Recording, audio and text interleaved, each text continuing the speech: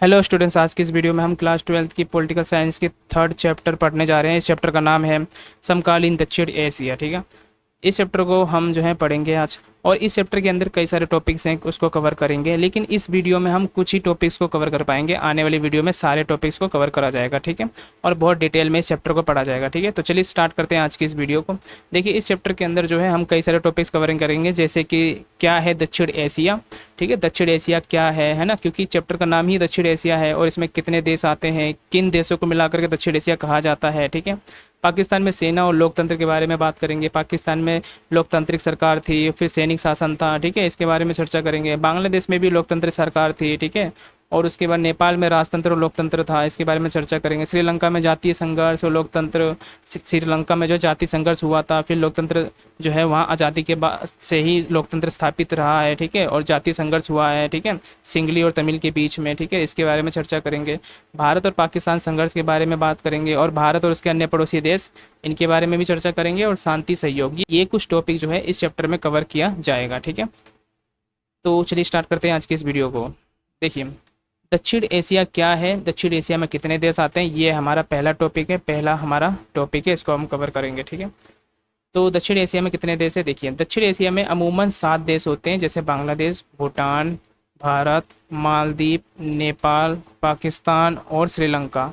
तो ये सातों के सातों देश को मिलाकर के दक्षिण एशिया कहा जाता है। अब इन देशों को मैप में समझते हैं। देखिए, तो यहाँ पर है पाकिस्तान। ठीक है, और नीचे जाओगे इस तरफ से तो यहाँ पर आपको मालदीव मिलेगा, द्वीपीय देश है मालदीव। ठीक है, और ये है बीच में भारत। ठीक है, तो कितने देश हो गए, 1 2 और ये है 3। ठीक है, और ये है 4 श्रीलंका। ठीक है, और यहाँ पर है बांग्लादेश 5, भूटान 6 और नेपाल 7। तो इन 7 देशों को मिला करके दक्षिण एशिया कहा जाता है। ठीक है, अच्छा, इन दक्षिण एशिया में जो है 2 और देश को शामिल किया जाता है, लेकिन उनका नाम कभी कभी लिया जाता है। ठीक है, जैसे कि है म्यांमार और अफगानिस्तान। ठीक है, लेकिन अगर क्वेश्चन आता है कि दक्षिण एशिया में कितने देश हैं, तो आपको सिर्फ और सिर्फ 7 देश ही बताने हैं। ठीक है, तो म्यांमार, देखिए म्यांमार यहाँ पर है। ठीक है, और ये है अफगानिस्तान।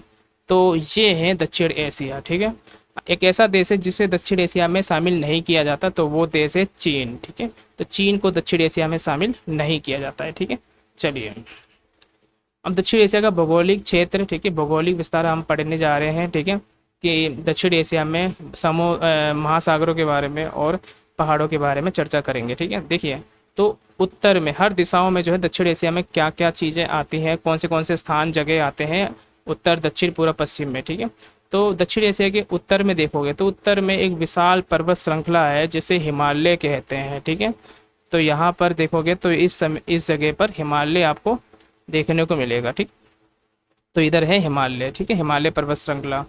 अच्छा, पूरब में देखोगे तो पूरब में बंगाल की खाड़ी है। ठीक है, ये समुद्र है। और पश्चिम में देखोगे तो पश्चिम में अरेबियन सी, अरब सागर है। ठीक है, तो ये महासागर है, बंगाल की खाड़ी और अरब सागर। और नीचे जाओगे यानी दक्षिण में, तो नीचे आपको हिंद महासागर देखने को मिलेगा। ठीक है, तो ये है भौगोलिक क्षेत्र दक्षिण एशिया का। ठीक है, अब दक्षिण एशिया के देशों में राजनीतिक प्रणाली कौन सी है। जैसे कि अभी हमने पढ़ा दक्षिण एशिया में 7 देश है, तो उन 7 देशों में कौन सी राजनीतिक प्रणाली है। ऐसा तो नहीं हो सकता ना कि सभी देशों में लोकतंत्र की सरकार रहेगी। ठीक है, तो हर देश में अलग अलग राजनीतिक प्रणाली है, उसके बारे में चर्चा करेंगे। ठीक है, देखिए, सबसे पहले हम बात करते हैं श्रीलंका और भारत की। देखिए, ब्रिटेन से आज़ाद होने के बाद भारत और श्रीलंका में लोकतंत्र सफलतापूर्वक कायम है। जैसे कि भारत और श्रीलंका को आज़ादी मिली ब्रिटेन से, तो भारत को 1947 में आज़ादी मिली और श्रीलंका को 1948 में आज़ादी मिली। ठीक है, ब्रिटेन से। तो तब से लेकर के अब तक जो है लोकतांत्रिक सरकार है, किसमें, भारत में और श्रीलंका में। ठीक है, तो भारत और श्रीलंका में देखे हुए तो लोकतांत्रिक सरकार ही रही है। ठीक है, अच्छा, दूसरे देश है पाकिस्तान और बांग्लादेश। इसमें लोकतांत्रिक सरकार भी रही है और सैनिक शासन भी रहा है। दोनों तरह के शासन व्यवस्था रही है, कहाँ पे, पाकिस्तान और बांग्लादेश में। ठीक है, तो पाकिस्तान में भी देखोगे तो पाकिस्तान में भी लोकतांत्रिक सरकार रही है और सैनिक शासन रहा है, और बांग्लादेश में भी देखोगे तो लोकतांत्रिक सरकार रही है और सैनिक शासन रहा है। ठीक है, तो इन दो देशों में जो है ये दो मिला जुला शासन व्यवस्था रही है। ठीक है, शीत युद्ध के बाद के सालों में बांग्लादेश में लोकतंत्र रहा है, ठीक है। अब देखो बांग्लादेश में मैंने बताया ना लोकतांत्रिक सरकार भी रही है बांग्लादेश में, तो यहाँ पर देख सकते हो बांग्लादेश में शीत युद्ध के बाद जो है ये लोकतांत्रिक सरकार रही है यहाँ पर। जब शीत युद्ध के बाद का मतलब है 1991 के बाद, ठीक है। और वहीं दूसरी ओर पाकिस्तान में भी जो है 2 बार लोकतांत्रिक सरकार बनी है। कब बनी है? शीत युद्ध के बाद, है ना, यानी 1991 के बाद। देखिए, तो शीत युद्ध के बाद के सालों में जैसे मैंने बताया पाकिस्तान में 2 बार लगातार लोकतांत्रिक सरकार बनी है, ठीक है। तो वो कौन से नेता थे? पहले नेता बेनजीर भुट्टो, ठीक है। पहली जो सरकार बनी थी वो बेनजीर भुट्टो की बनी थी, और दूसरी सरकार जो बनी थी नवाज शरीफ की बनी थी, ठीक है। तो ये 2 नेता ऐसे थे जिनके नेतृत्व में जो है लोकतांत्रिक सरकार रही है पाकिस्तान के अंदर। फिर उसके बाद क्या हुआ? 1999 में सैनिक तख्ता पलट हो गया, सैनिक शासन लग गया, ठीक है। और 2008 से फिर वहाँ लोकतांत्रिक शासन रहा है, ठीक है। अब बात करते हैं नेपाल के बारे में। देखिए 2006 तक नेपाल में संवैधानिक राजतंत्र था, ठीक है।